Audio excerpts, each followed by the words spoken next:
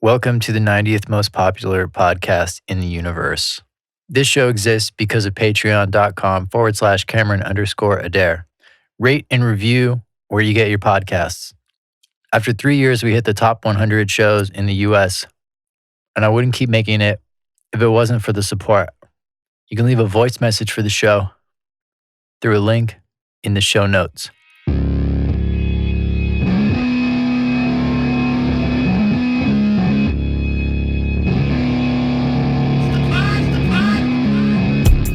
This is the Cameron Adair podcast with me, Cameron Adair. This is episode 27.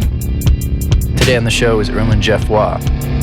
I thought about it, and I first heard of Erlin in around 2011 when I saw a video that Spaghetto, who is episode 8 of this show, did involving his work when we were all making music and art in San Francisco.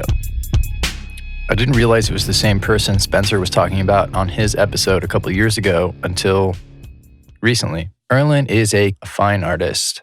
He works at the University of Pennsylvania. I like his work, and we have a lot in common. It's gritty, visceral, it's messy, yet cogent. And maybe it's just since I get it, but to me, it doesn't play into my pet peeve of conceptual art, which is people hiding behind opaqueness because they're not actually in touch with what they have to say. This is the second of a 3-part series where Spencer Cunningham hit me up a few weeks ago after being on the show a couple of years ago on episode 11, and we had a art podcast phone fest.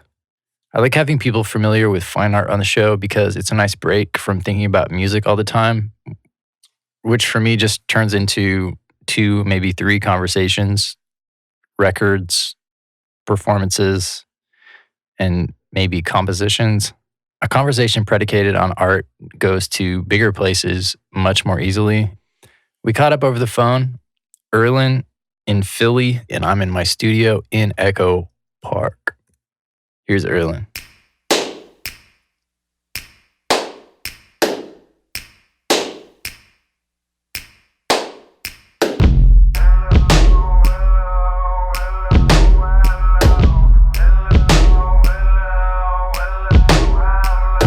So how you doing? I think we've met once. Yeah. In SF? Did you come to SF? Yeah. I lived in the Mission for a long time, and that's where I met Spencer probably 12 or 13 years ago. And you did some stuff with White Walls? No, I just went to an opening or 2 there. Small World. So Spencer, we did a really cool episode about 2.5 years ago, and I've kept on doing the show. So we were doing like a follow-up, and he said, well, you got to get Erlin on and ask him about his work. Damn, I'm super, super honored, man. Super stoked to do it, yeah. I've known Spencer for so long, and it's like so crazy how we met. Like I rented out this AV studio at school, an audio visual studio, and you can set up prompts, and like I made this spaceship, just randomly made this spaceship, and like it's out of cardboard, and like I made a suit, and I made all this clothes and stuff, and then I was like 18 or 19. I was on mix song. I'm gonna make a video, and then I met Spencer. Someone said, "Oh man, if you make videos, you gotta be Spencer." And then I was like, "Where is he?" And then, dude, Spencer's he's in the computer lab right now. I literally walked up to Spencer and I was like, "Yo, we're gonna work on a video, man." And he's like, "What?" He's like, "What the fuck, man?" He's like, "What the fuck you talking about?" You guys went at State? SFAI. Oh, And, SFAI. so, See, I didn't know that. Yeah. You guys went there. Sometimes I don't like mentioning because it was a weird experience in my life. It was, school it's crazy, man. But yeah, SFAI was a particular kind of place. But that's another story. But yeah, Spencer, I walked up to him. He's like, "Man," I don't know you, man. He's like, don't talk to me like that. And I could totally tell it was like kind of be one of these moments where like maybe this could end up in a full-on brawl, or it's like, but we just clicked in a matter of seconds. He was like, "All right, man, like, what do you got, man? What you doing, man? Like, just tell me what you doing, man." And I was like, "Man, like, just make a video." And he was just like, "Man, he's like, I don't know what you're talking about, man. I'm working on a project right now. I can't make a video with you." And I showed him the spaceship, and literally, we went down to audio recording. So I showed Spencer the spaceship and the props and stuff I had, and he's just like, let's make a video, man. Let's just record a song right now, dude. Let's just make it. And we made the song that night, shot the video that night. Spencer went home, edited the video. We edited the video. It just stayed up. And so in 3 days, we made a music video called Dance on the Moon. In 3 days, dude, like, we made it. And it was just kind of like, everything just, I don't know, it's so instantaneous. But that video is one of these like, kind of like art videos that kind of like, I don't know, people started to know me kind of in a circuit, in a way. They just started to know me for like making these weird art videos. And like, that song Dance on the Moon was the first thing that we made together. And it was so funny because we totally didn't know each other. We just like randomly, like I literally walked up to him. I was so like a little bit arrogant and a little just like naive, just like, man, like you do shit, let's do it, man. My stuff's good, you know, just kind of like totally just like, but at the same time, you kind of have to have that mentality, you know, like. Yeah, did you guys both do fine art? Yeah. For your major? Yeah, well, that was our major. Our undergrad major was like fine art. You know. Yeah, me too. That's what'd you go, Cisco? Cal Arts. Oh damn, that's what's up. Cal Arts is sick. Were you down there when John Baldessari was down there? But was he a student there? No, I mean when he taught down there. No. Oh, when he taught down there. I'm trying. No. Yeah. No, it must have been after that. Okay. Let's see who's there. Martin Kersels, just a bunch of kind of LA artists. Sure, so West Coast artists, yeah. East Coast and West Coast art, it's like something I'm kind of learning about right now. It's just like the art community and the art cultures on each, you know, coast.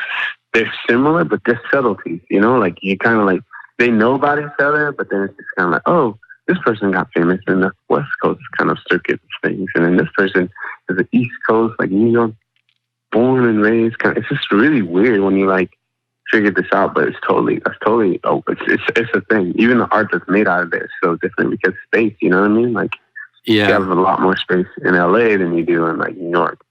Yeah, it's crazy. I mean, the LA art world is kind of embedded into Cal Arts because their art program has been around for so long.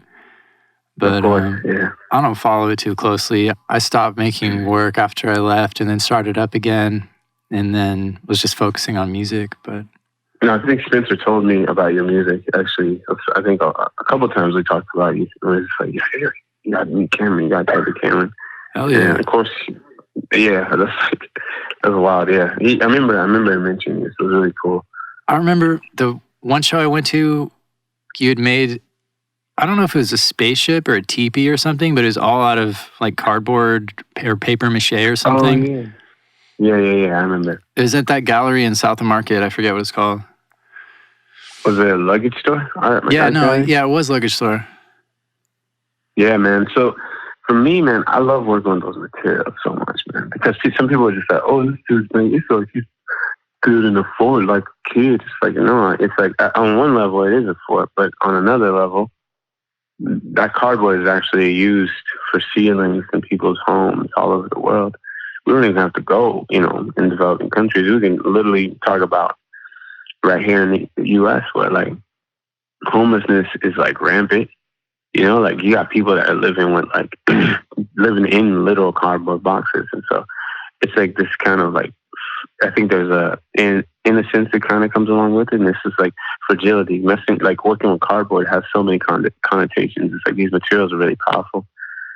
Yeah, I think cardboard is one of those things that everyone comes in contact with in one way or another, and it's used to like package like such high-end things sometimes, and then it's like degraded to like, you know, so many other things as well. It can be it's kind of like I feel like cardboard in certain ways becomes very neutral, but it's like where you put the cardboard and the context of the cardboard in can totally change. And it's one of these materials that's like so weird, so weird. Well, I know Spencer's work has a lot of kind of social stuff behind it with the Native American stuff and just kind of the hypocrisy of the Western world. Yeah, he definitely hits on those a lot. I think that's like kind of where we like connected, where it was just kind of like, yeah, our initial meeting was just a little bit like off, but at the same time we connected on the guise of, or the fact that, you know, we had these, you know, underlying like points that were just like, we care about, you know, indigenous people, or black and brown folk. We had like kind of like this solidarity going, and so we connected just on that right away. And then our love for nature too was really kind of a strange thing. It was just like, man, like he loves going just out into the woods type stuff, just on some like wild man shit. It was a weird since he's a wild dude. Yeah, is the cardboard kind of along those lines where it's like a cheap material, but then to put it in an art context is kind of making fun of the fact that art is something of high value? Thinking about like how we're putting value on these objects, we're putting value on these things, and what we put value on is super subjective, right? Wow, it's a new painting, but then it's just like, how do you sell cardboard? I don't know. That's one thing too. You can't really sell it. I actually had someone who was just like, I want this piece of cardboard. And it was just like, so I was like, dude, this is like a 2-minute sketch on a cardboard. But then I was like, maybe it speaks to him in some type of way. You know what I mean? Like, it's like, it's layered. It literally, it's like figuratively and literally like layered, like cardboard is.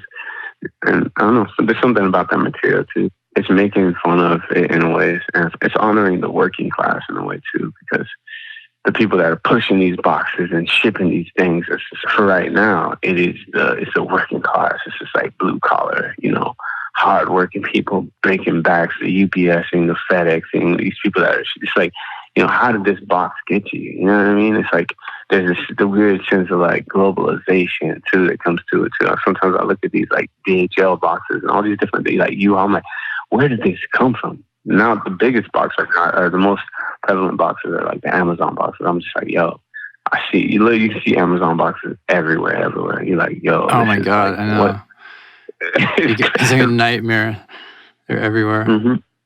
It totally is. You're in the West Coast, so how do you guys you see Amazon, like you see it differently, I feel like.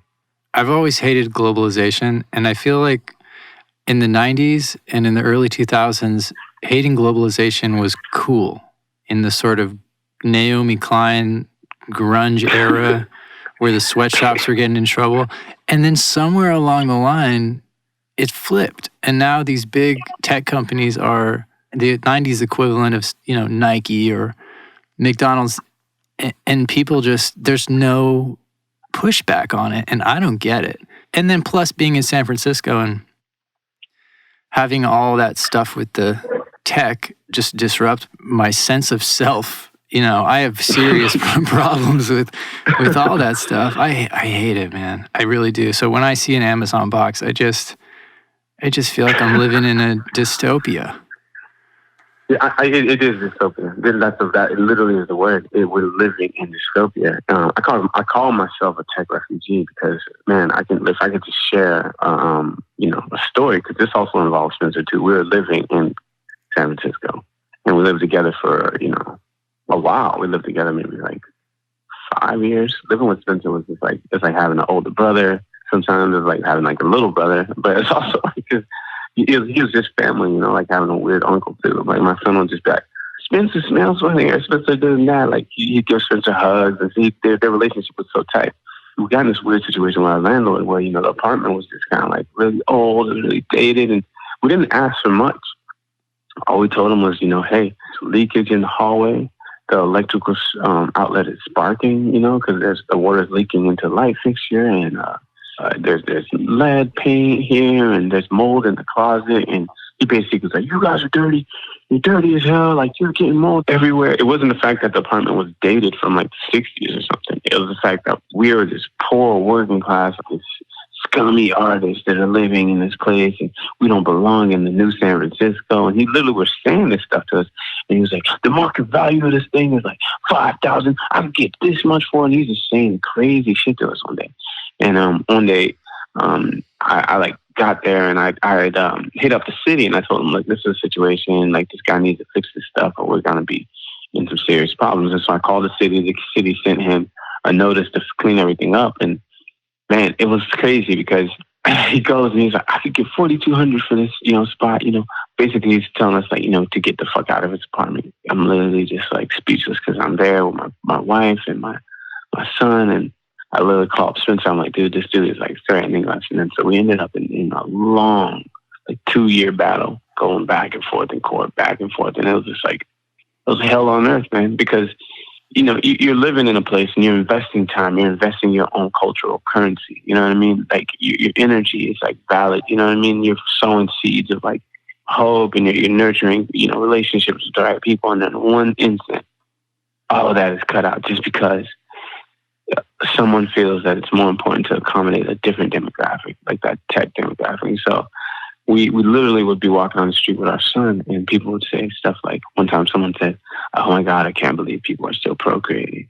And I remember I just turned around and I was like, dude, like, what the hell did you just say? And it's like, wow, because they can't look you in the face. They can't actually, like, this dude literally, like, he said it, but he just didn't even realize that I'm going to turn around. It's like, it's different when you just say shit from your mouth. And then when someone turns around and says, like, and confronts you, this is the thing with a lot of these techie people or this tech community, is that they can stand behind their computers. They can stand behind all that shit, and they can click, clack, and do this and that. But once you get face to face with the people that you're actually displacing, or the people that you actually, like, you want to condescend to and stuff, you can't run away from me on the street, man. Like, you can't run away from me when I'm face to face to you. It doesn't even have to be in the streets. Right. It can be anywhere, anytime. It's, you know what I'm saying? Like, it's not, I think that's the biggest thing. And yeah, I had a serious attachment to the sense of community there. And in my 20s, it kind of made me who I was. It toughened me up being in San Francisco. And I remember before I left, I'd go to, parties and stuff, and people would say, "Yeah, I've lived here, 18 months, or I've lived here 2 years." The conversation would be over at that point. You know what I mean? Yeah. And they didn't get it yet, even, the city didn't really enter them yet. I felt like the city, like, you became part of it. You know what I mean? Like, it was just a different kind of place. Yeah, I really loved it there. Was that the apartment that was in kind of Nopa that Spencer had? I remember going over there a couple times. Dude. Yeah? Exactly, that's the apartment. Yeah, that's it. I remember that. Wow, that seems like so long ago. It was only 3 years ago that we moved. Oh, really? You had it a long time. Super long. Like 10. He lived there for 10 years, easy. Mm-hmm. Yeah, I was in mine, I think, maybe 8. On Mission and 19th.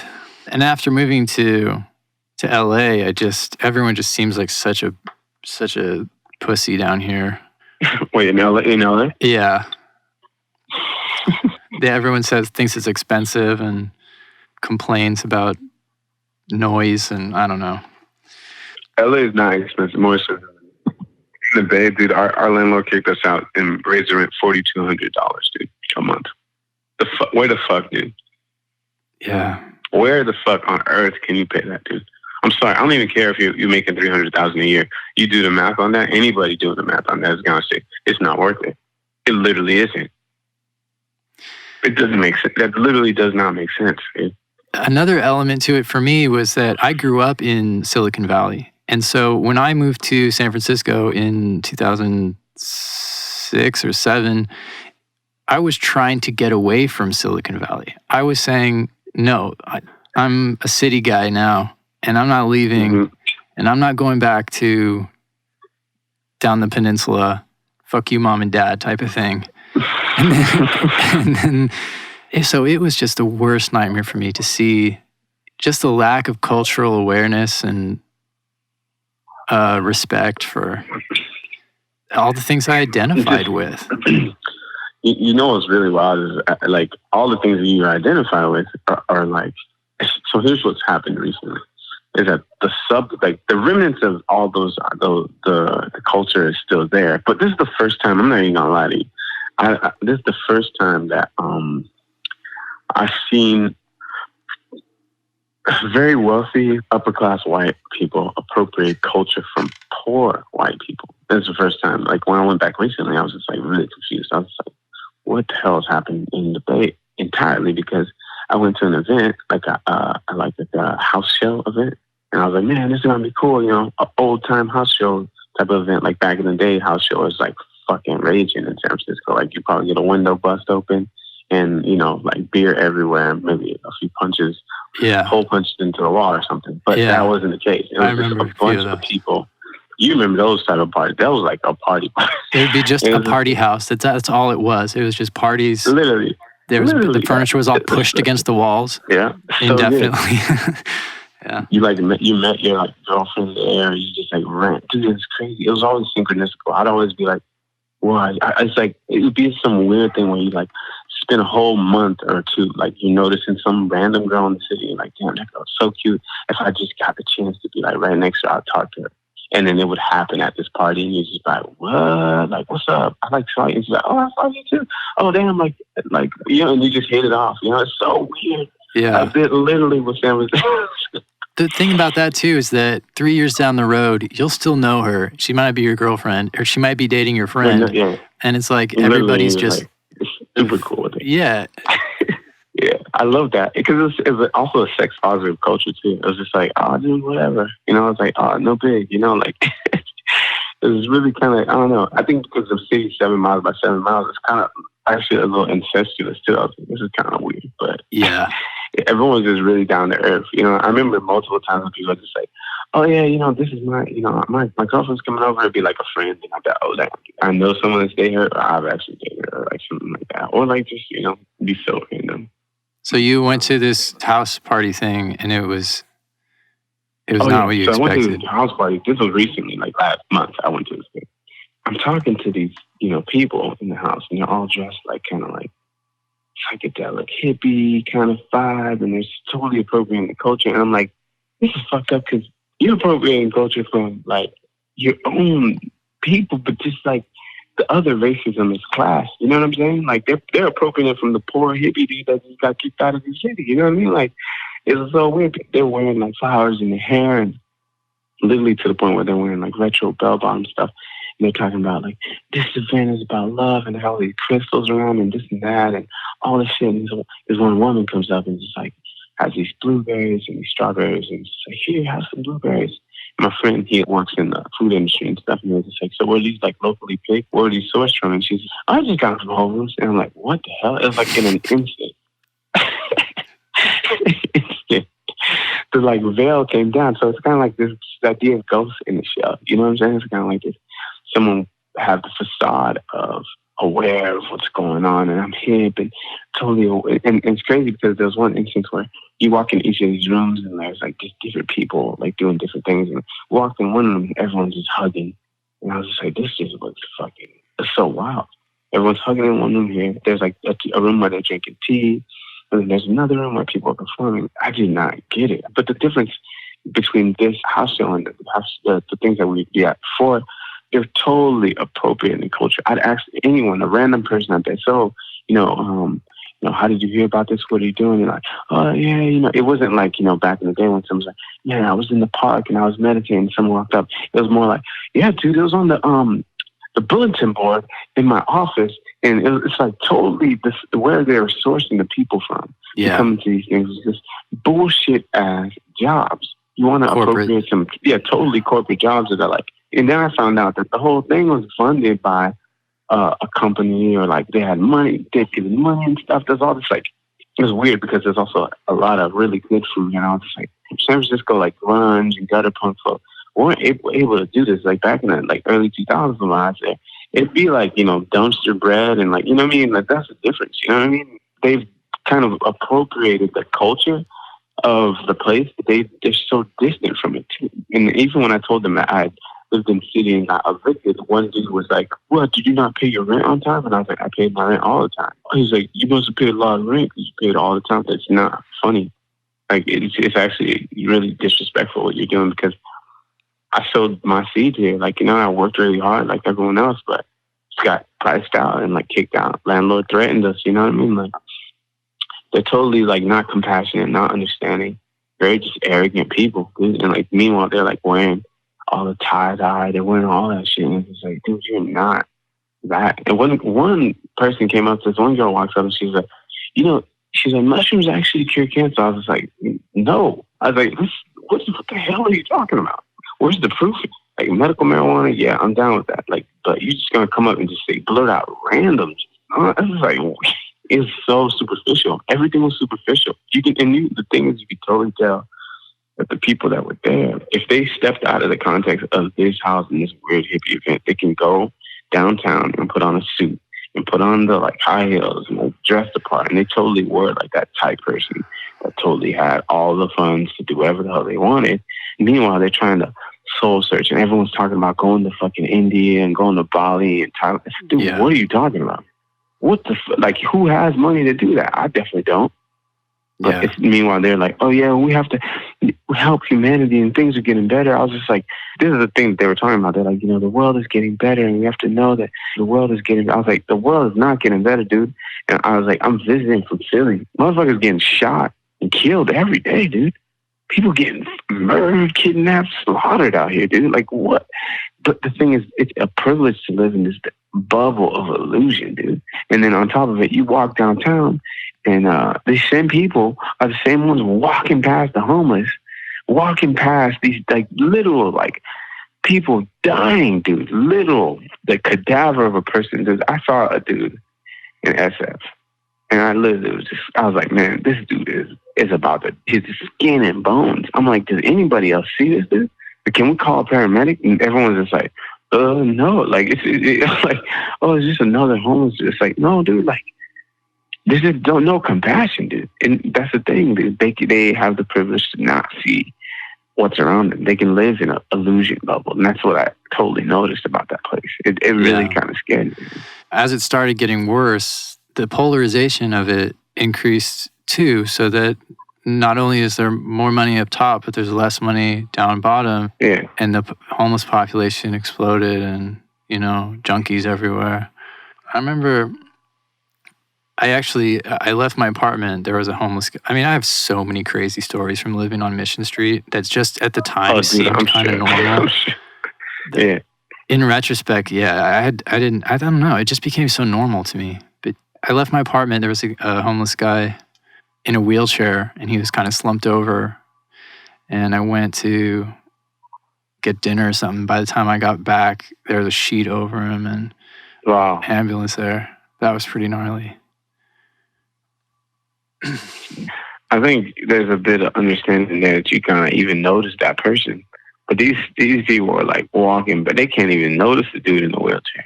You actually saw him there. They're just like, he's not there to me. It's like, that's literally like, it's like y'all are completely blind to it. But I was able to notice. You had a memory of it and you had a feeling about it, but they didn't give a fuck, period. I never felt like I was skating on top of the horror show. You know, I really felt like I was part of all the horrors. I identified with stuff like that because I never made that much money. I made enough to barely live in San Francisco, which, you know, by all other accounts was a lot, but not when you're there.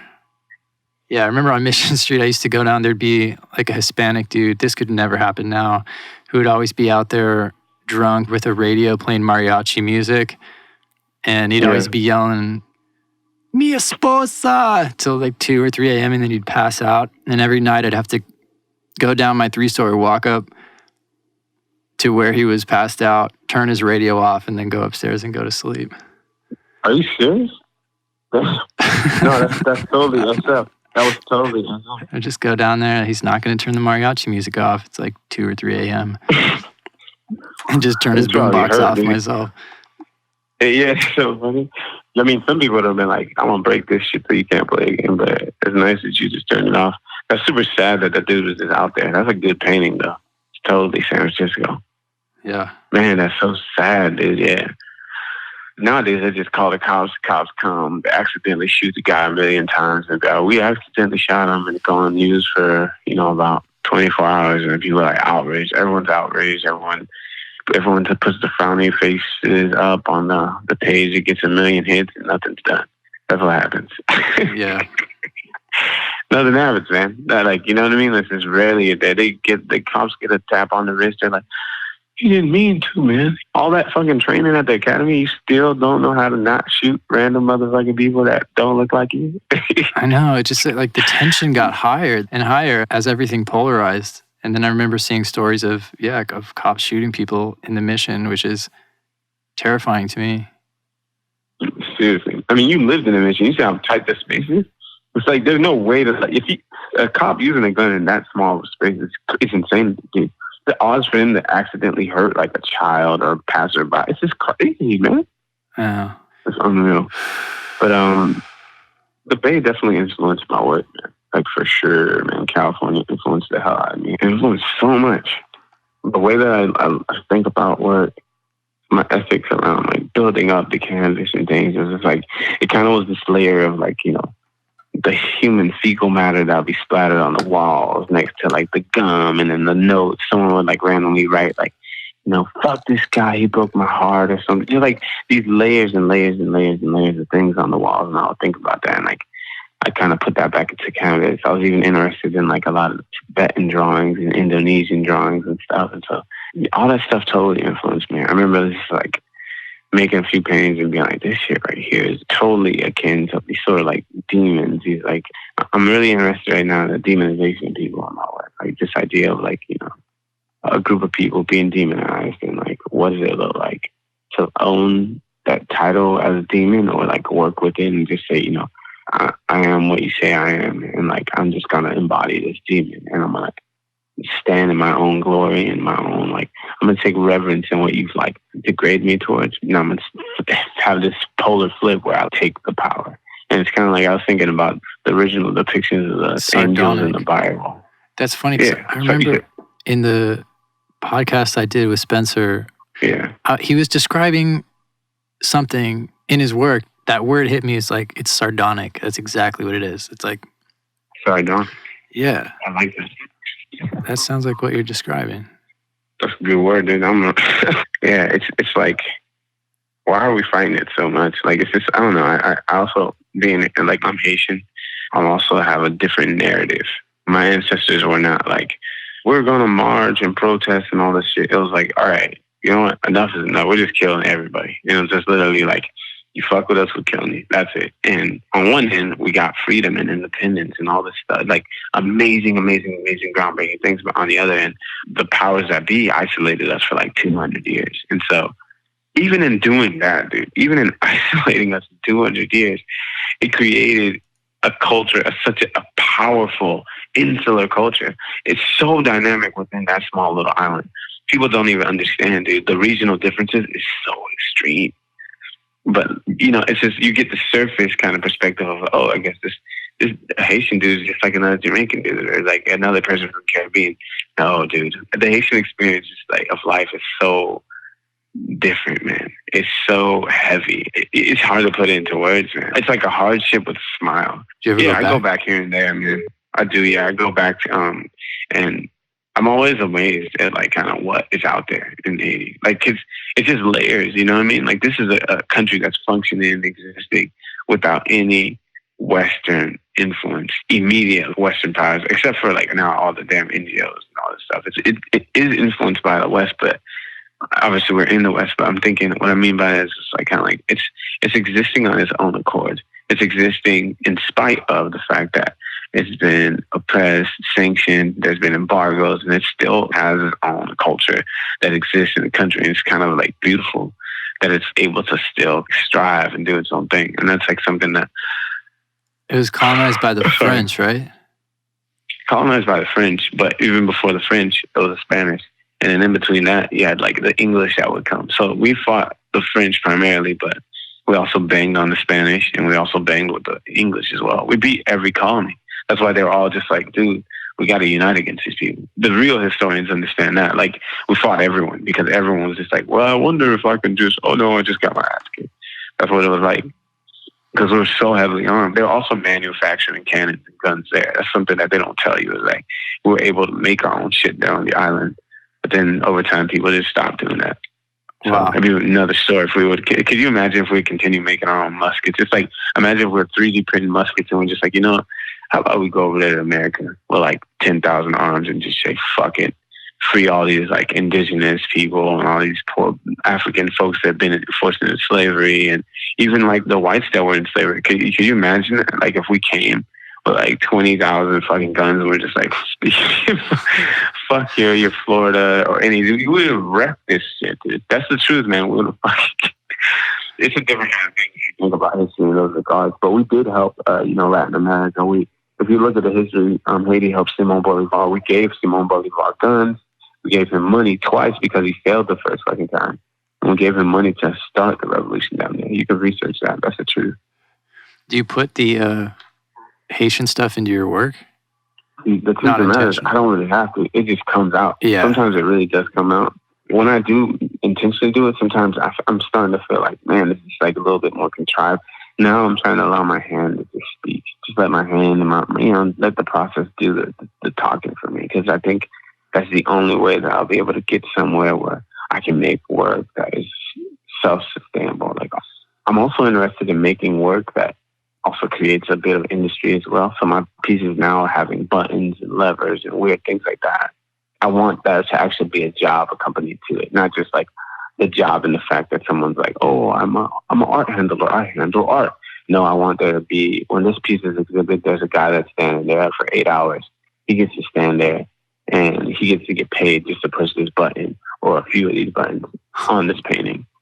Yeah. Fuck yeah, dude. Because if we're not looking out for other human beings, this is also living in San Francisco. We need to create more positions for human beings. I'm thinking about this ahead of time because automation is about to wreck everyone's shit, dude. Starting in the Bay in 2012 and 13, we got invited, Spencer and I, and a few other people. Like, we did a project in San Jose, but while we were skating around, we got kind of invited to this Silicon Valley, like San Jose art and tech fair thing. And like, that's where I learned about automation. That's where I learned about everything that's about to fuck the rest of the U.S. up. No one even knows about it. People are just sleeping. I'm going to go to my 9 to 5.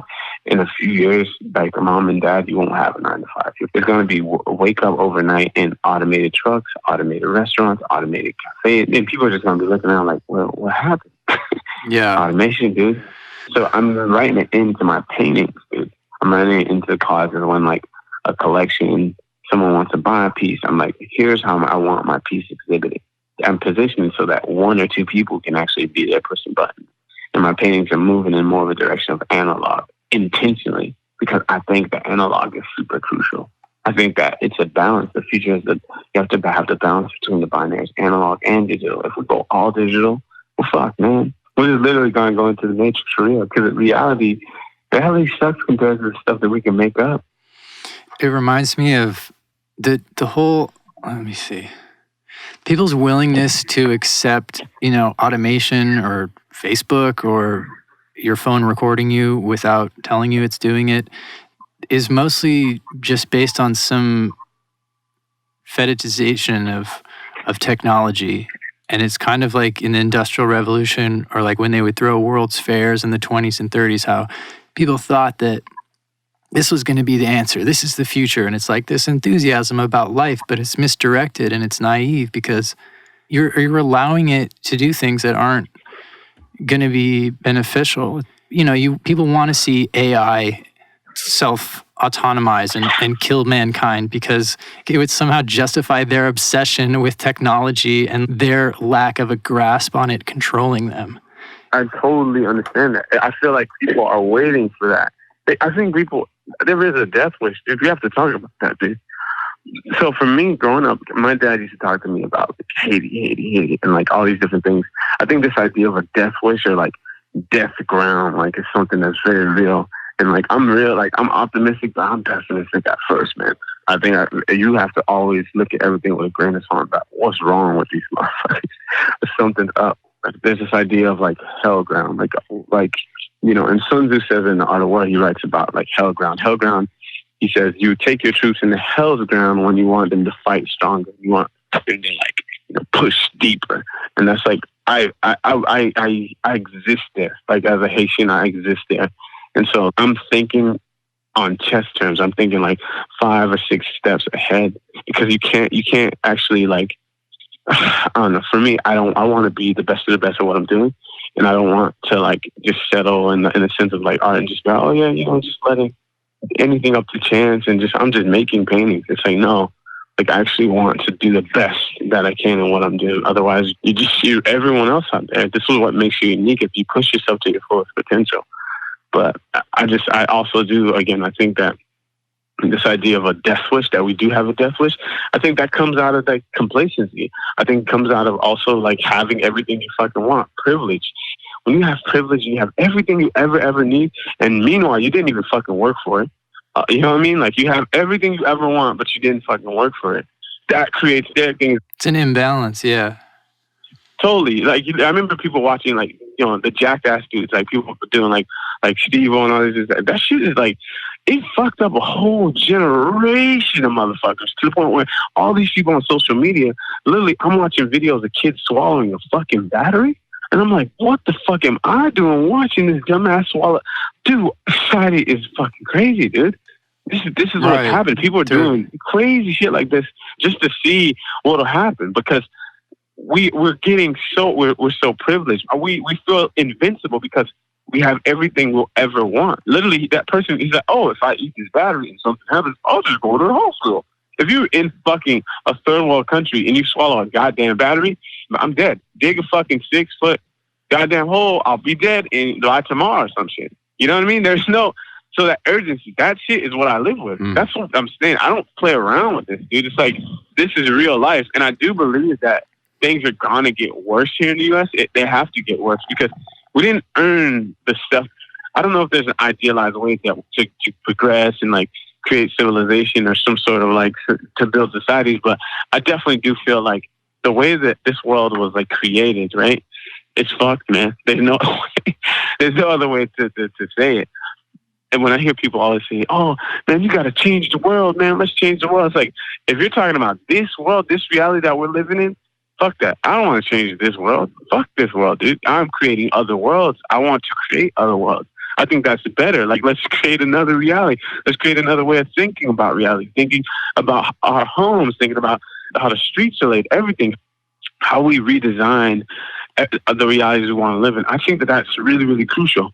We can't just like be complacent and say, oh, it's a lot. It's actually stressful thinking about that too. But at the same time, it's empowering because you start to get a sense of anything is possible. Anything is within reach. Not to say that I'm going to build a village or something, but it's like you have to think on those grounds if you really want to start like making a sort of impact in the world. But I also do kind of want to like live in a weird, gnarly, like co-op type village type thing or something. That's why it is. It's a daily cognitive dissonance for me carrying around my phone and thinking about all the implications there. And I think it's interesting that you're saying, you know, the stuff it's handed to you, but you didn't earn it, and it's really just a trap. You know, it's a capitalist trap, and of course. And I know that, you know, on a base level, I know that. And people, I'm guilty of it too. Like, no one acts as though that's the truth when that is the truth.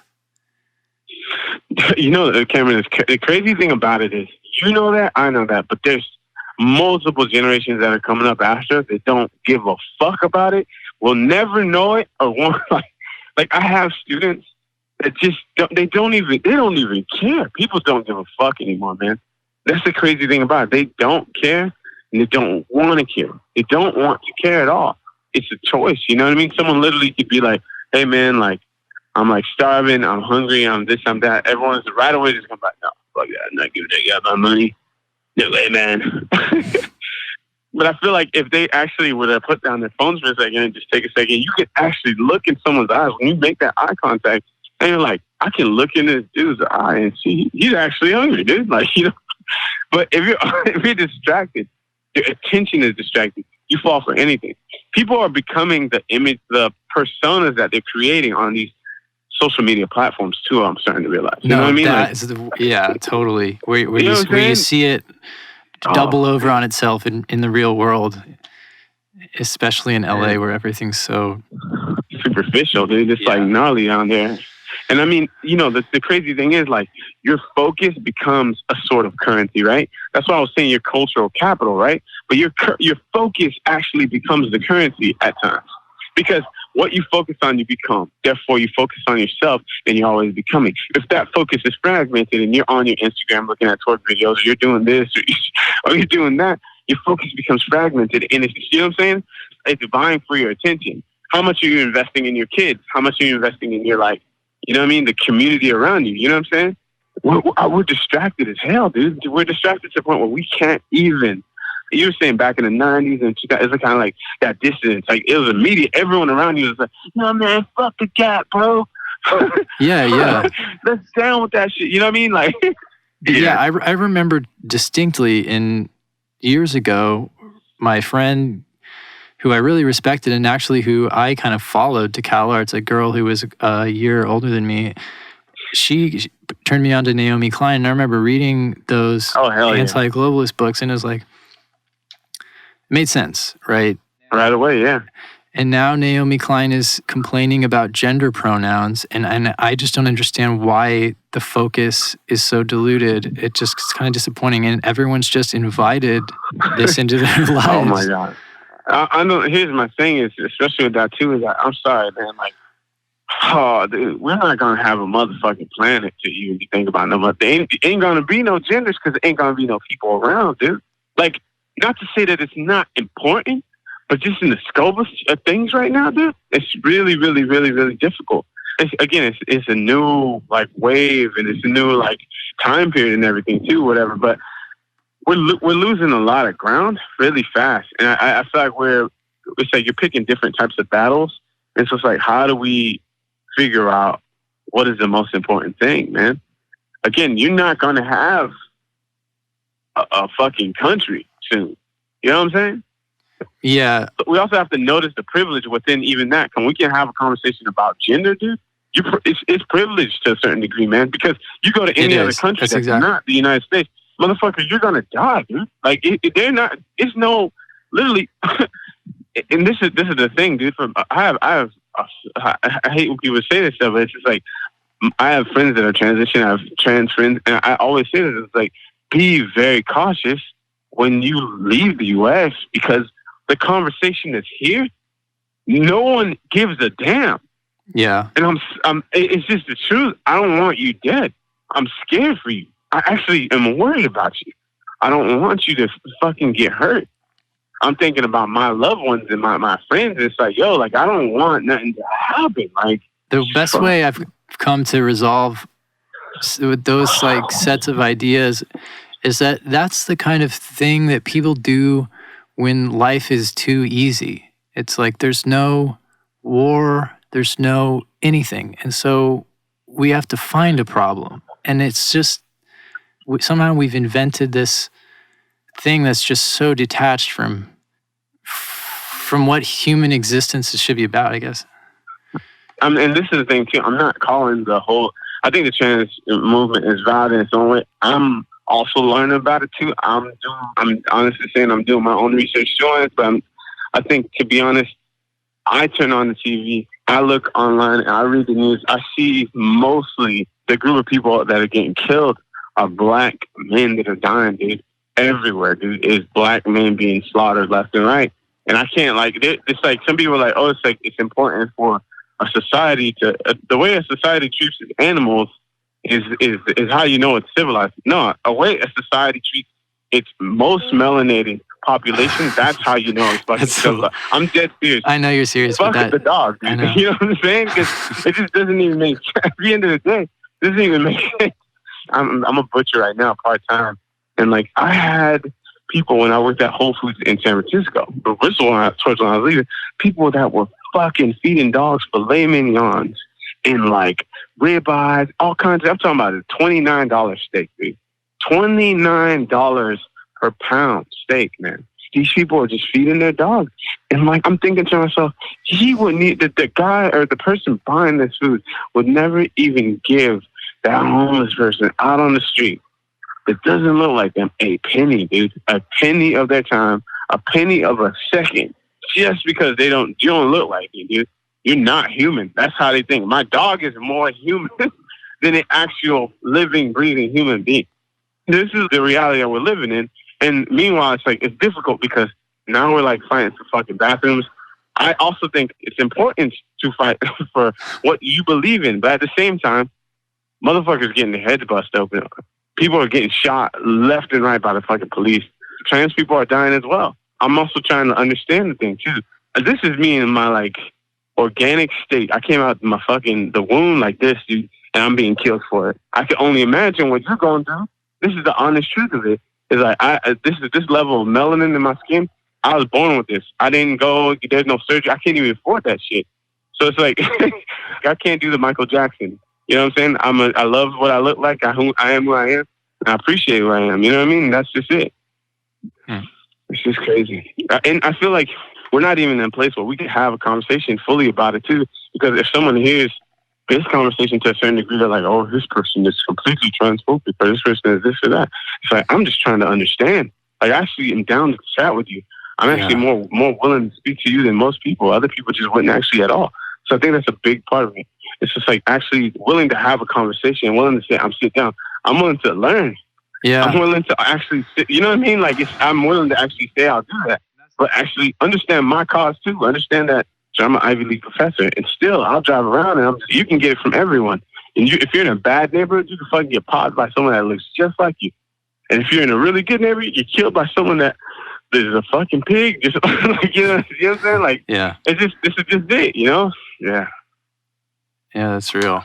Again, people just maybe have it easy. You know, you and I have lived in a big, high population density city, and that's not most people's experience, you know, in the U.S. And we are fighting for just random shit I think sometimes we're not even aware of. And I kind of do think about the movement, man. I don't know how I feel about it, man.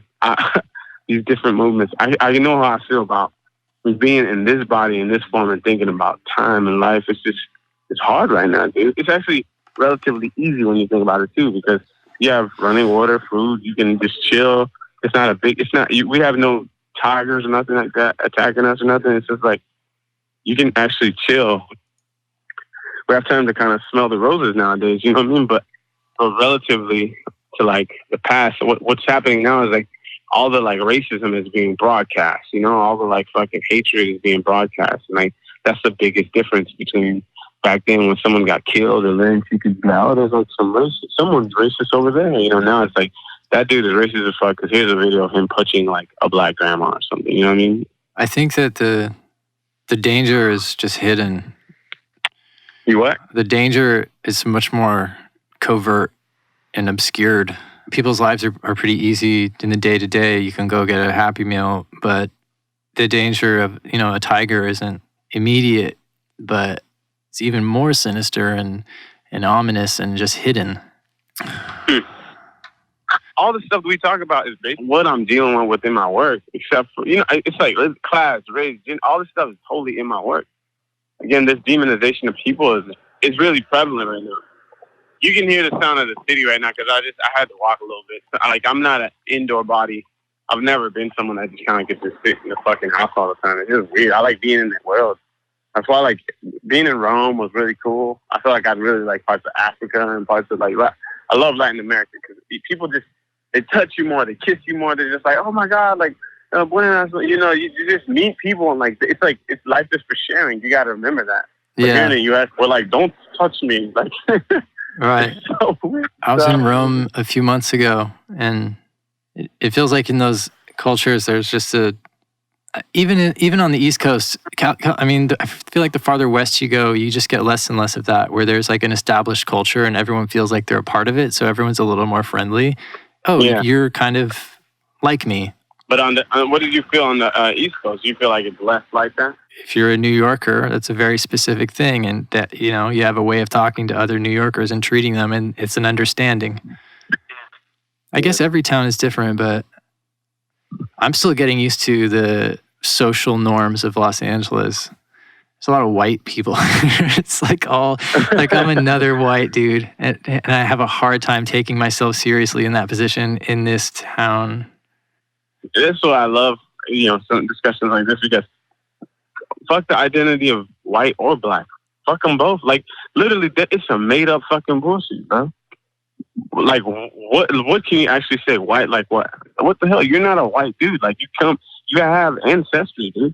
And, like, the idea of white and black was solely constructed to obscure and put people against each other. It's just like, they'll call each other white and black and they'll fight each other. Ha, ha, ha. It's like, what the fuck? This literally, in this country, you have someone that can be John Smith and they're African American, and the other person can be European. They literally can share genetics.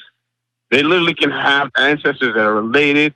So whatever circumstance, they could have the same religion, but the society will tell them to have some sort of resentment or be suspicious or cautious of each other. But meanwhile, you have people sound different. You have someone named like Ling Chong or Juan Lopez, or all these different people, different landscapes. You could be like Suriname, not Mani Pati or whatever, like just anywhere from the world, they're cooler with each other. They'll be cooler with them than the person that literally lives across the train tracks. Yeah. It's somewhat problematic because you have to also think all these people that are coming into this country. I'm an immigrant. I'm a child of an immigrant, but you also have to think about this country was totally fucked over again on another level because we're not investing in people that have been here for generations. We're taking away so much opportunity by doing this, and we're also sending away our currency. If you pay someone legally or illegally, you're paying them under the table. Most people, they'll take that money back. 2/3 will go literally back to like the country that they're from. They're not building up the United States of America. That money goes somewhere else. But if everyone does this en masse, what happens? You got to think about it because I thought about it too. I love this country, and like I actually really love America. But at the same time, even it's like I think what happens en masse is what I saw is like when I got to Guatemala, I see someone that has a 5-story house. I'm like, hold up, dude, this is not the Guatemala I saw on TV. I saw how powerful it was when someone can come here to the U.S. and take the money of the U.S. to start another life and better their life somewhere else. But then I also thought there's pros and cons to this because that money's not staying here. That money is going over there and it's building up their country and it's building up their resources. Yeah. That money's outside of the actual circulation of any sort of taxation, which is good and bad because these taxes are also funding wars, but it's bad for like just general basic ass shit like education. Philadelphia's education, our education here in the city fucking sucks. Yeah. Like, we don't have good education. Kids can't even read over here. It's super bad. I know two people who left. Yeah, I know two people who left to go to college in another country just for that reason. Yeah, I guess it's a wreck, dude. When I say white, though, I guess I just mean waspy. It's like white Protestant Anglo-Saxon. I feel you. Yeah. But even then, dude, like if you dissect even further in your family, I'm sure someone. No, I'm Catholic. Like, we're mostly English and Irish and German. And then my mom's influenced me the most in her family, which is Italian Catholic. Yeah, boom. There's the truth comes out. Yeah. Well, I think it's like once you become white in this country, you lose so much. And I think the same thing with black. When you just say, I'm black, it's a weird label that you don't even own. You don't know where that shit came from. You just like, I'm black, I'm white. Fuck you. What are we doing? Magically, you're on a chessboard. And you're a pawn being pushed here and there, dude. I don't know. I had a weird-ass conversation with some MAGA dudes, and I'm just like, you don't know who I am or anything. I don't know anything about you. Why don't we just have a basic conversation?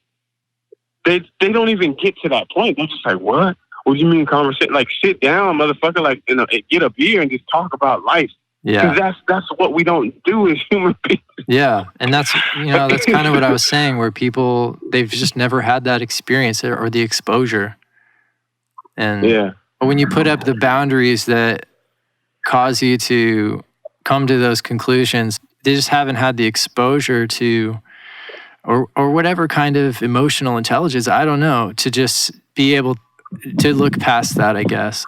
I don't know if it's the way I was raised or my circumstances, or even just the exposure I got traveling, or that's what I mean by experience or exposure. You mean like exposure of others, exposure of someone that doesn't have like someone versus that is different from you. Yeah. Mobile, Alabama, the guy's never left the town.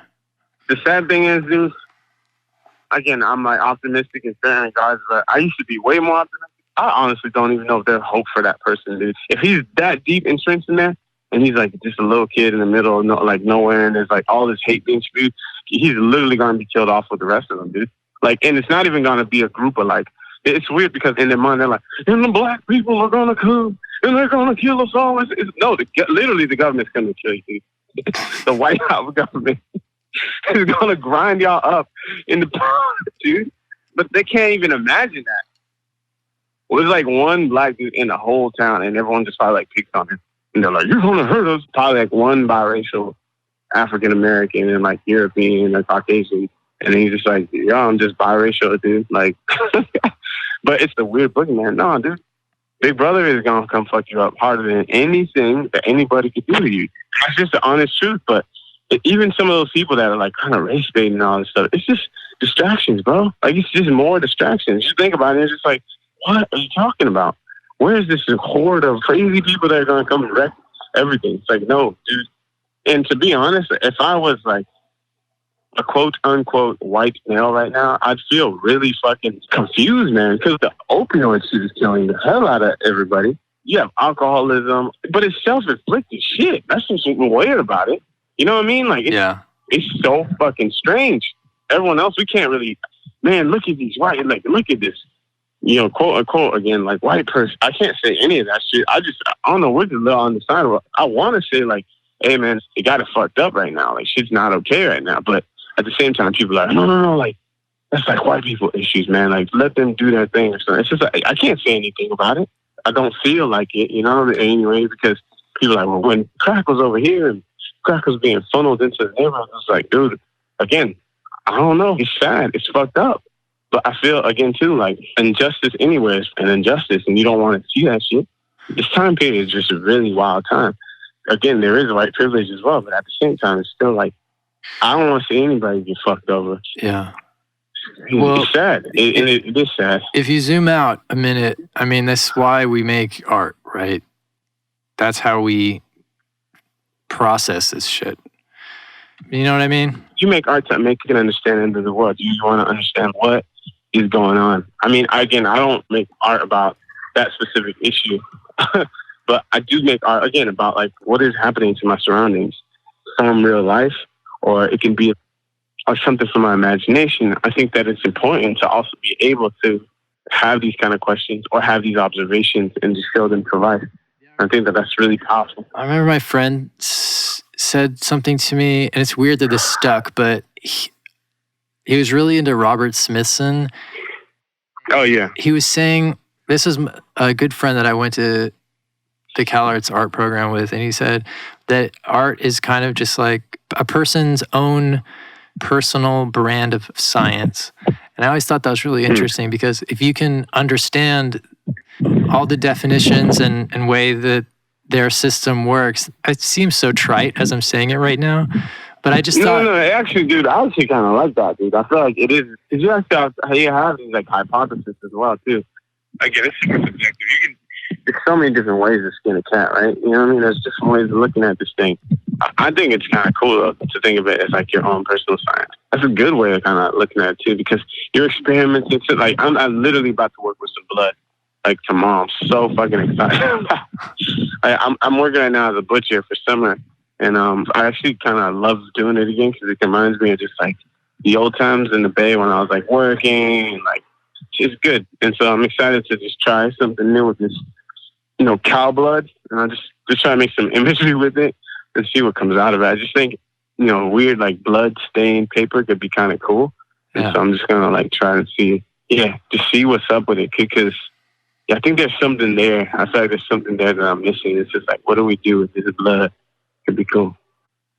Yeah, I was thinking about just, like, all of us is kind of like cattle. Just, like, you know what I mean? I feel like there's something that's, like, very universal about that shit. Just kind of like when you think about the sheeple, and you think about cattle, and then you just think about the idea of, like, you know, how people are kind of like just prodded around and pushed to do this and pushed to do that. We just kind of fall into it. And so I'm excited to work with that cow blood, man. And I'm going to make it interactive.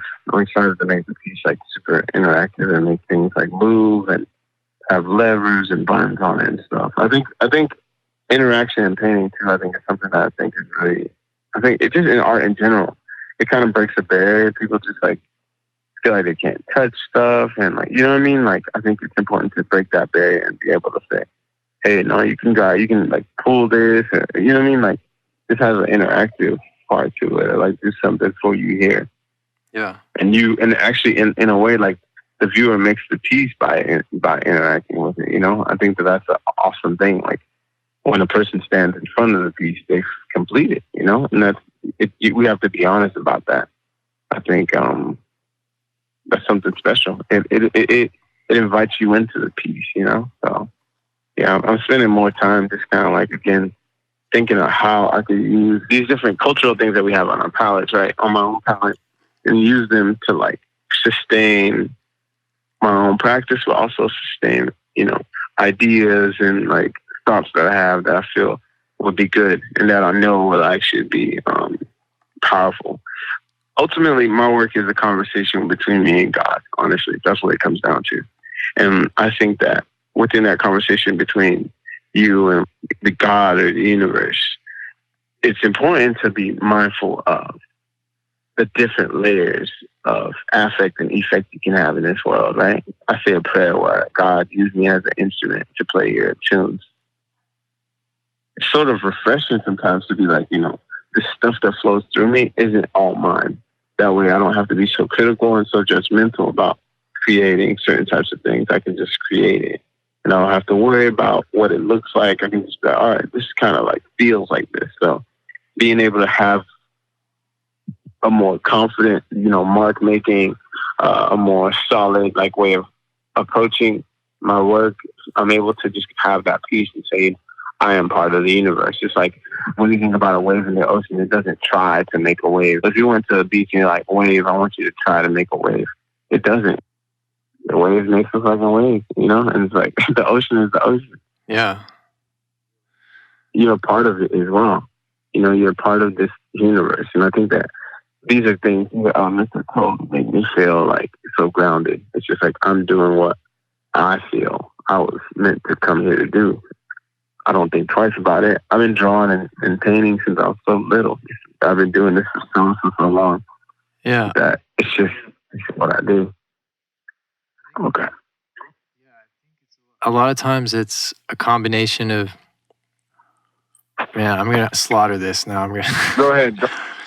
I think it's a combination of letting it come through you and not being so caught up in your own self. But then it's a combination of that and then your ability as the other side of that to exercise your will upon something. So like, it's God, but it's also your God. And I feel like it's those two things for me. Yes, there's the universe, but then I also have the ability to inflict my will upon whatever this is. And the combination of those two things are what makes something new. That's interesting. I also think about the idea that we are like living gods here on this earth too, in a way. You are. I think that is very powerful as well too. This idea of like creating and making. But then again, I also like the fact of not having this huge level of responsibility. Any place where I could psychologically say, all right, I could just make, I think that's the best environment for me. That's how I think about it, that power dynamic, I think. Maybe later on I can become the God body or the God energy that flows through me. I just remembered in the podcast that I did with Spencer all 2.5 years ago, I remember one of us said that it's impossible to move through any process without leaving your imprint upon it. So even if you were just channeling something, it's impossible to let it go through you without having it have your own specific thumbprint on it. You know what I mean? Oh, that's true. Of course. I mean, because we're so different and distinct, dude. That's the thing. No matter how hard you try to be, you can say, I want to make something that looks just exactly like this. And it's just not going to happen, man. Like, it doesn't matter because you're so different. You're so unique in yourself. And I think that that's something that most people don't get to realize or actualize. But as an artist, the more you start to study your mark making, you study your ability, you start to realize, damn, I am so unique. I'm so different from these other people. But that's what great artists, we know them by name. You're like, this dude's mark is so different, or this woman's paintings are so different than anyone else. They're so distinct. They have such a unique style. That's that person's mark, and they can realize their uniqueness by those marks that they make, by the level of skill and time they spent with studying their marks. And it's real, man. I think that's something that's very, very real. Yeah. Yeah, a lot of people aren't in touch with that. It is a skill to be able to develop your voice. No, it is. I think it's a big blessing. It's a huge opportunity. be an artist in this world. Anyone can call themselves that too. That's what's weird about it. Back in the olden day when like you had kings and queens and shit, you come from a guild or you'd be like divine to be this guy or this and that. It's like, it's difficult. You wouldn't just like, oh, I want to be an artist and here's some Crayola crayons. It was like, no, you had to be divine, and it's a weird, it was extreme, you know? So now you have to think about nowadays, anyone can do it. There's a beauty to it too. It's like, oh man, you know, like, even I can do it. It's like, yeah, you can do it. It's really powerful. They get to experience that bit of magic. I see when my like kids draw, my son will be like, oh man, I'm thinking about this and I'm thinking about that. What if we made something like this? It just draws out these ideas of like a world and a future, and it just blows me the hell away. He is literally a time traveler. I'll tell that, like, dude, you like seen this shit? Because he's talking about inventions. These kids, sometimes they do have this ability to see the world, and they're tapping into something that's different. And you sustain that like childlike ability as an artist, and you just kind of nurture it, and you speak to yourself softly and kindly, and you say, you got this, and you can make anything you want. It's like a big resistance because the world is really screaming at you consistently, saying, get a fucking job, stop doing what you're doing, what the fuck are you doing? Stop painting, stop making this. You have to run blindly, full force, into oblivion with your arms open wide. And like, you're not fully even embraced most of the time. It's hard. You get so many no's, so many people being like, fuck your work, fuck this. It's so difficult. Like, I almost got in a fight last time I was in San Francisco because someone touched my painting. I was punched a dude in his mouth, and I'm not a violent person at all, but he touched it and he said, you know, this painting is melodramatic because painting doesn't talk and it doesn't move and it doesn't do this and that. And then finally I was just like, I just snapped. But then when I thought about it flying back, I'm like, you know what? I'm kind of happy that I had this conversation with you because I stood up for my work, but I actually can kind of dissect what he was saying. He shouldn't have touched my piece because that shit threw me overboard, and I almost got like actually fucking angry with him. But just because someone speaks really with clear diction and they talk really improper, there's people that say, oh man, he's like a Carlton Banks. It's like, no, dude, like, I'm motherfucking like a wolf, dude. I would. I think people don't get that sense of disparity and that urgency within my voice right away. So they'll be like, oh yeah, this guy's just a really nice guy. I'm just gonna touch this painting. I literally had to just like, hey motherfucker, I'm gonna kill you, bro. Why the fuck you just touch that? In a heartbeat, he's just like, well, you weren't speaking like that before. Nah, man. Well, you just pushed the button and you just found out that I had to pull up that fucking Haitian machete on you and fucking. It's weird, but that's you have multiple layers of yourself in there too. But your work, you have to protect your work, man. You have to protect it in every regard. Yeah. It can be hard to stand up for it too. Oh, for sure. Sometimes I look at it, I'm like, damn, what the hell did I just make? But again, I'm getting to that point where I can't even judge it anymore. I'm like, this is not, just don't kill the messenger, man. The message sometimes, I feel like I get entranced and I make the work sometimes. And I'm just like, this is just something else, man. Like literally, it feels like that. Yeah. Yeah, that's why. What was your master's program like? Did you have to do a thesis show at SFAI? I just asked two questions at once. Oh, no. We did have to do a thesis show at SFAI. For my senior piece, I was just trying to get the fuck out of there. Yeah, that's how I felt too. Yeah. Yeah. For mine, I was just trying to get the fuck out of there. Because my work, I love what I was doing. I thought I still think it was like pretty great work at the time. And I still am kind of doing something very similar to that. I actually did a master's program out here in Philadelphia. I dug aspects of it too, but part of me kind of was just like too, like I just needed to get done and get out and just get moving forward. It's really kind of difficult to still be in school. I'm also teaching there now, which is really cool. And I dig it. Like I really like teaching, helping out the students and letting them like know that they can stand in confidence and make the marks that they want to make. They can do what they want to do. You know what I mean? They don't have to answer to a motherfucking soul. I think it's hard for some people because they're just like, well, I'm used to doing this, I'm used to doing that. Or they need an assignment or some shit. I'm like, what assignment? Dude, life is one big free canvas that you can paint on, dude. Don't fucking wait for an assignment. Make your own, like, freaking interiors of life. You know what I mean? Like, your own, like, ponders. And it's a weird thing, too, finding motivation for some of these students. Getting them excited about things in life is very strange. What are you excited about? Like, oh, I just saw this thing on Instagram. I'm like, the fuck? Like, turn your phone off, dude. Oh boy. Dude, I feel like people are just numb, dude. Like that Pink Floyd song, like Comfortably Numb. That's what everyone is. I don't know. I find more often than none, I'm talking to a lot of people that are medicated heavily, dude. Psychoactive medicated, just heavily medicated. Kids? Everybody, just kids. A few days ago, a friend was just like, yeah, man, I've been taking these like pills and stuff because I'm hearing this shit in my. I'm just like, oh fuck. What do you say? You know what I mean? You're just kind of like, oh, dude, it's gonna be all right. I know it's just heavy, dude. Like I think the U.S. is so medicated, dude. You don't think about it. Yeah. But we are. I know. I've had a few people close to me die, but whenever I see a suicide, I always think of no one acknowledges the fact that it's the antidepressants and like how rampant those are and like the conflict of interest inside Big Pharma.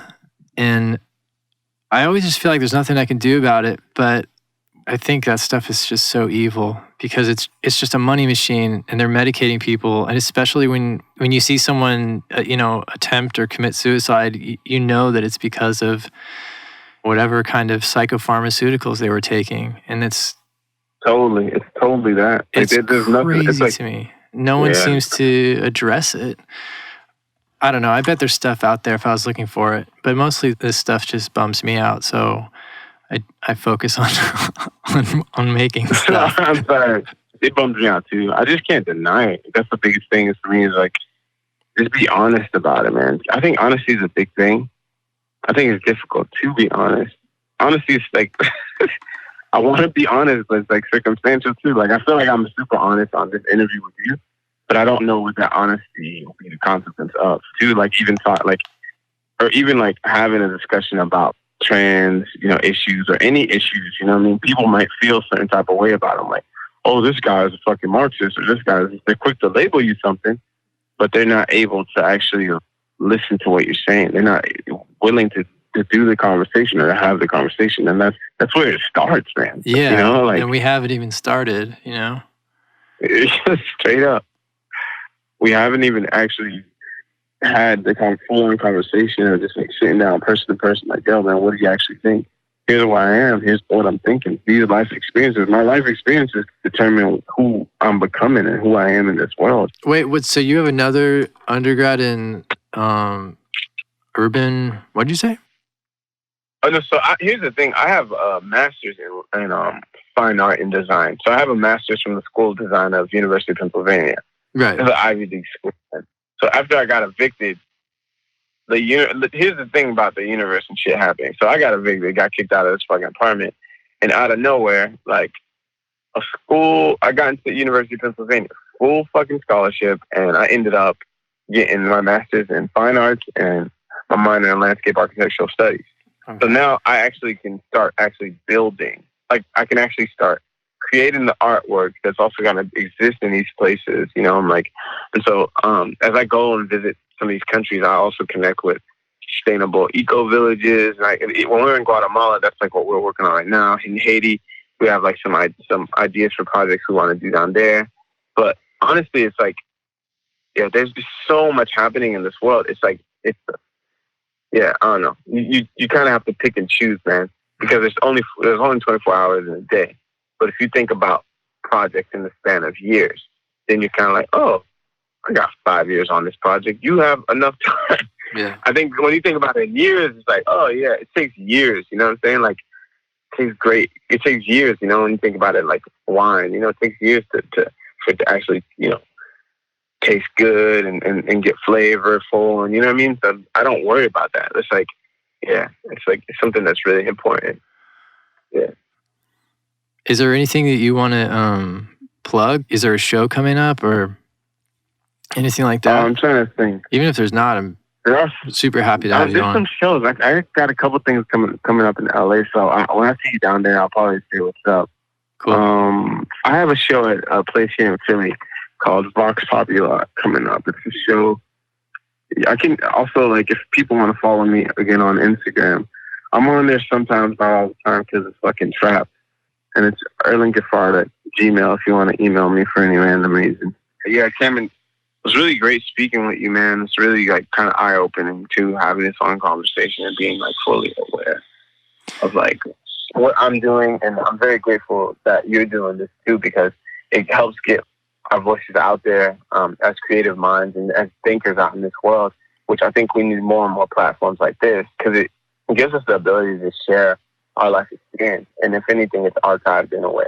Yeah. And it's there for people to listen and take hold of. I think that that's something that's beautiful. And seriously, keep doing what you're doing, man. You know, you're loved and you're appreciated very much, man. Thank you, man. Thank you, Erlin. You're super inspiring, man. You're making me want to travel. You know, it's crazy. I travel a lot, man. Not more than Spencer. Spencer travels all the fucking time, but I just got invited to Cuba and India, Chennai, India. And the crazy thing about making art and being this deep in the game, you get calls and you get emails, and you just kind of have to cipher through the opportunities, because you get a lot of opportunities. And I think traveling opens my heart and my mind. Just the human experience and just humanity in general, man. You know, at the end of the day, everyone just wants to be loved. They want a warm place to be in, and they want some good food to eat, man. And they want some good company. That's what all it is, you know. If we have that, we're good, man. Yeah. Most of us are good, you know? But at the end of the day, like, that's how I felt. I feel that so deep. There's so many conversations to get into, but I feel like the parts of the developing world, sometimes I get really sad when I see, like, parts of Africa and Asia and Europe, Eastern Europe developing, but their dream or their ideal of what is progress or what is progression is so skewed, because it's like they want a McMansion or they want a fucking a Mercedes or they want this and that. It's just like, we're living in a night. The suburbs are a fucking nightmare, dude. Like, the suburbs are hell on earth. Everyone's escaping from the suburbs because everyone's on pills, we're on uppers and downers, we're fucking committing suicide on a different level. This shit ain't working. Suburbs ain't fucking working. We don't want that. And, like, I feel bad sometimes because you have a lot of people that are building these, like, suburban type of dwelling places in, like, a developing country, and they don't even have it's super intense, though. It's hard. I think about that a lot, too, because I also have a degree in landscape architectural studies. That's, like, my other fucking thing that I love is urban planning, like, architecture and design and building sustainable water sources for people, building that future. That's what I was talking about, building worlds, man. There's different worlds in this reality. So you have to decide, what world do you want to live in? What is your world? You know what I'm saying? Yeah. Are you commanding the world in your reality, or is it being commanded by someone else?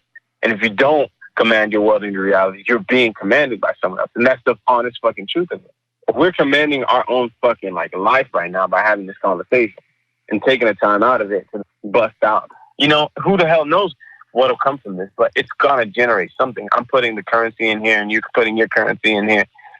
Man, like, anything is possible from this conversation. But I think I would leave people with just this note, that knowing that they're more than enough, man, knowing that they're loved beyond, like, anything that can be spoken. You being in this life alone right now, man, is not by coincidence. There's no such thing as a mistake. I think it's all really, really connected, and it's all really, like, mapped out. So you have to make the best of where you are, and you have to know that walking in harmony and disharmony with the universe is the path that you should take. You know what I mean? Because even disharmony is harmony in itself. When you think of tornadoes and you think of thunderstorms and hurricanes, people are like, what the fuck? Why does that exist? No, man, it exists because it has to exist. We can't always have sunny days, man. It's when those rain clouds come, they shift things around and they wipe the fucking clean slate. They thunderstorm. Man, I love that shit. I say be those thunderstorms for yourself, and also be that sunny day too. You have to have that dynamic, man. You have to have that ability to be both, I think. But sorry, I'm just talking forever, bro. Sorry. I'm like, well, can I send you a record? Every time someone's on the show, I always send them a record. For sure. Send me a record, dude. All right. What record you gonna send me? My record. Oh, hell yeah. You gonna mail it to me? Sure. Yeah, I'll mail you. Damn, dude, that's so tight. I mean, if it's digital too, I'm down for that. But, like, hard vinyl, I'm down with vinyl. That shit sounds so crispy. Yeah. Dude, I was playing that Stevie Wonder. That shit is just so good on vinyl, dude. Yeah, he's got some great albums. Yeah, I'm scattering my vinyl across the U.S. like some kind of dark Johnny Appleseed. That's what's up. I kind of like that, man. What type of, I mean, I feel like Spencer played some of his stuff before, but can you remind me like what type of genre it was? It's like indie rock. It's a loud electric guitar, but the album I made it was just the chronicle of the dark inner city experience I had on Mission Street for all those years. It was like my little special diary that whole time. I just actually listened to it for the first time in like a year the other night, and it's a lot better than I had resolved in my head. Man, I'm excited to hear, man. Please share, and I'll text you my address, man, and you can send it, man. I'm super down. Cool. I love it, dude. Yeah, it's wild, man. I'm making music right now too, and it's just like sometimes when I go back and I listen to something, I'm just like, how there's layers to your own music, and you just be like, how did that come out? Like, I'm totally putting things in there that I didn't think were actually, I was feeling them, but then once I like actually said it in song, like just kind of like freestyling or something, it's like, oh shit, I actually do feel that way.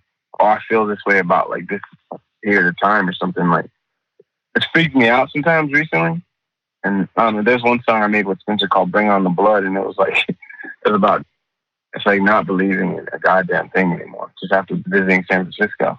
And like, if you send me a record, I'll send you a copy of that when Spencer gives it to me. All right, deal. All right, awesome. Thank you so much for this opportunity, man. I'm super stoked. Oh. And we'll link up when I get out there for this show, man. I gotta look at my calendar, bro. I'm like super busy, but I'll look at it and let you know exactly when I'm out there so we can hang, maybe do lunch. Yeah, that'd be cool. You can see my studio. And, you like Brazilian food? Yeah, dope. There's a crazy Brazilian spot out there, dude, in LA. It's so good. It's like great. I don't think I've had Brazilian food. There's a lot of little hidden gems out here. For real, dude. Do you eat meat? Yeah. All right, yeah, we're good. Cool, man. Yeah. We'll chat again soon, dude. All right. I wish you the best, and your kids. You have a wife? I have a partner. We actually have 3 kids. We just had a baby like 10 days ago. So no shit. Congrats. Thanks, man. Yeah, dude. I'm building like a tribe, dude. It's extreme. It's exhausting. Good too. Actually, I need to go inside and check on them. I think they're asleep by now. There you go. All right. Take care, buddy. All right, bro. Peace. Peace. You've been listening to the Cameron Adair podcast made by me, Cameron Adair. Thanks to Erlin. This show is at podcast.cameronadair.com, where you can find links to everywhere, and go to Patreon. All right. Whew. Thanks for listening.